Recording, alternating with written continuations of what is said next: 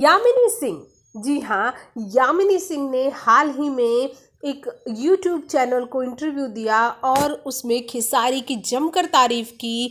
तो वहीं दूसरी तरफ पवन सिंह के साथ काम ना करने को लेकर ये कह दिया कि मैं खेसारी और निरहुआ जैसे कलाकारों के साथ ही काम कर कर खुश हूँ, मुझे किसी और के साथ काम करने की ज़रूरत नहीं है। आगे पवन सिंह के बारे में बोलते हुए उन्होंने ये कहा कि वो एक गायक बहुत अच्छे हैं, लेकिन उनकी फिल्मों में हीरोइन का कोई काम नहीं होता है।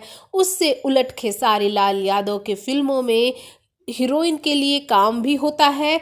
और तो और खेसारी के बिहेवियर को लेकर यहाँ पर उन्होंने ये कह दिया कि वो डाउन टू अर्थ है और भोजपुरी में उनके जैसा कोई नहीं है। उनके बारे में बहुत गलत फहमियाँ फैलाई गई हैं भोजपुरी इंडस्ट्री में।